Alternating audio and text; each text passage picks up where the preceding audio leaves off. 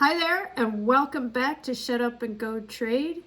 Lorianne, your trade diva. Today's video is all about getting started. Where do you go? What do you do? It can be very overwhelming. Back when I started off in trade a few decades ago, we did not have such an intricate web to just go and do research on. However, people can get pretty lost, pretty overwhelmed, and just give up.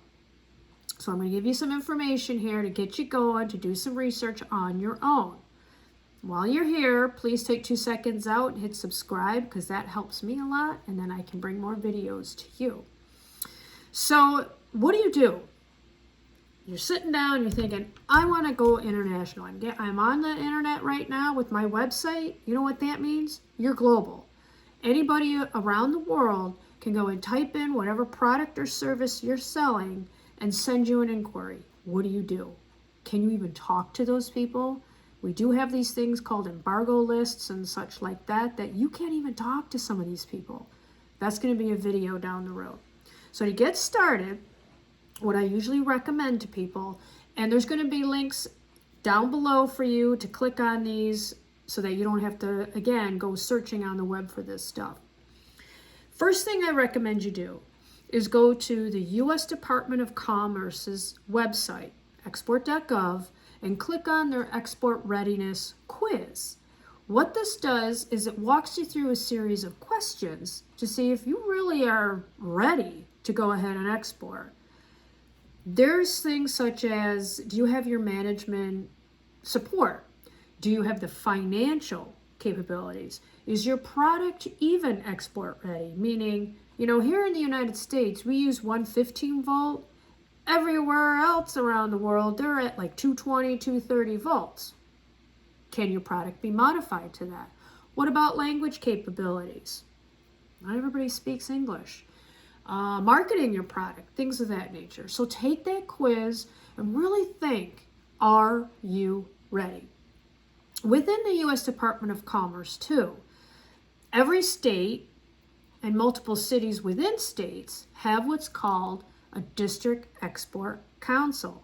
I've actually served on it in upstate New York, and it's a roundtable of manufacturers, service providers, DOC people that are there ready to help you.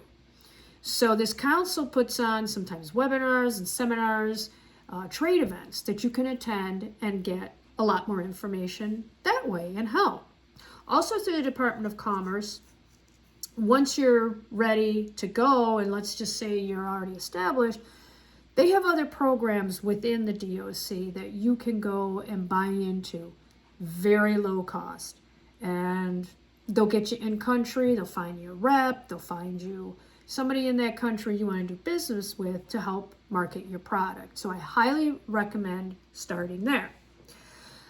In addition to the U.S. Department of Commerce, there is the U.S. Census Bureau that has filings that you're going to have to do to get your product exported out of the country.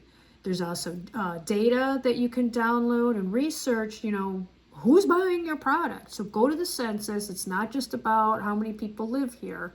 They have information to get you as well started. A very good friend of mine used to be the Census Trade Ombudsman, and very helpful. So if you want to connect with him, he's also available. Just connect with me. All the info is down below. The Small Business Administration has a lot more export programs. You might have to research in there a little bit, but you can find through the SBA. They even have some grants, loan help, very low cost, etc. So go to the SBA. Your local chamber of commerce, hence Chamber of Commerce, they are also capable of having, sometimes, not always, not in a lot of the small towns, but in larger cities, they will have an actual international division within their own Chamber of Commerce. Again, research it within your own city or town, and if they don't have it, they might actually be able to direct you to somewhere who does. every state has what's called an economic development entity. In upstate New York, where I'm at, they have the industrial development agencies, IDAs. They tend to have an international department within the economic development specific to trade. And this is very useful for attracting overseas companies to invest here in the United States, but also to gain partnerships over there to export products within the state over there. So again, look within your state. Again, look below for the link and research, can your state help you? Oh, and there's also grants through them as well that can help you get your product exported. The Customs and Border Patrol, CBP, is very vital, more so on the import side because they do handle, the products coming in and seizures and making sure it's all compliant, such like that. But on the export side, they too have entities that can help you because they're also in control of what's being exported out. Contact your Customs and Border Patrol people. One thing that people tend to also overlook when they're getting going is the compliance side of exporting or importing your products. Through the Bureau of Industry and Security, BIS, there's two different prongs that you need to be aware of when it comes to your product and is it able to be exported. The one prong is under the Department of Commerce, and that's for probably about 90% of commercial goods. The other arm is on the military side, most commonly known as, and it is under the State Department. And that's more complicated because that has its own rules, which is under the International Traffic in Arms regulations. But you need to know, you need to study those lists there and make sure that your product either needs a license or a permit or something. Because if you violate these lists, your butt could be in a sling for a long time. So you don't want to mess that up. And again, if you're not sure, you have trade people available that can help you. Just connect with me and I'll guide you through it. There's also an entity under the SBA called SCORE, and it is a mentorship. Back in the day, it used to be, a bunch of retired people. No. These people are ex-professionals. Some of them are still working in the industry that are like, you know what, I just want to give back. I want to help you. And they are there to answer your questions. So find your local SCORE entity and connect with them. You never know. I have a really good friend who's on a SCORE program, and he is very specific to trade and the financial aspect. And actually on one of my podcasts, you're going to hear him talk about what he does and help that he provides as well. Trade associations. I cannot stress enough how important trade associations are. Back when I was, again, getting started, I joined every trade association I could find that I could get my hands on and became a sponge just with them. So the top level one that I really recommend on the export side is the AAEI organization, American Association of Exporters and Importers. They are excellent. They put on webinars, they have trade events, huge networking opportunity. You get to know some of the best in class professionals that are willing to help you. Tap into that resource. On an import side, the NAFTZ, National Association of Foreign Trade Zones, is also an excellent program on the import side if you have any thought of possibly utilizing FTC programs.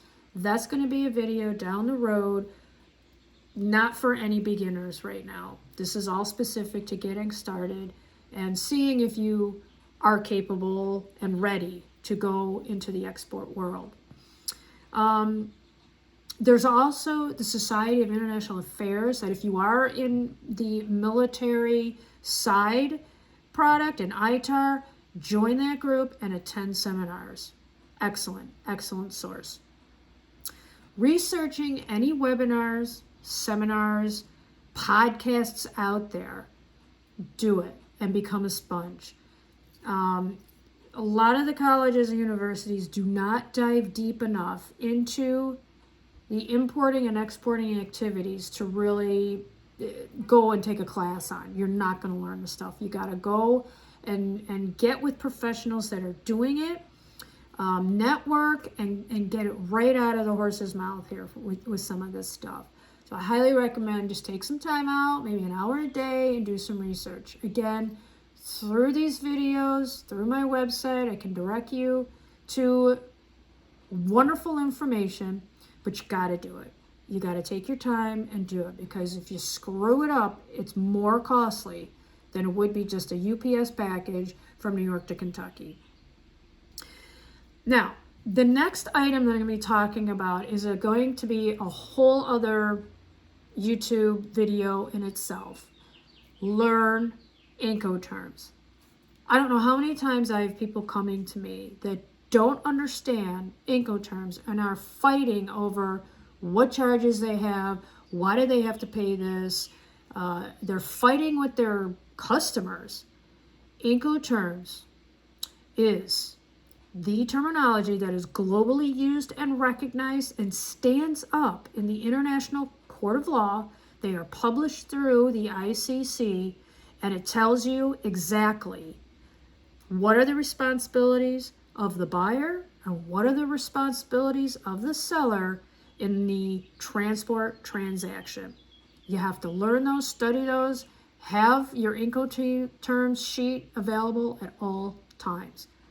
You screw those up, it can really be egg on your face, but you got to know them. Okay, and it can save you a lot of money too. When you didn't realize you were responsible to pay for something, and then you get this bill from your forwarder or for a port or customs, and you're like, hey, learn it.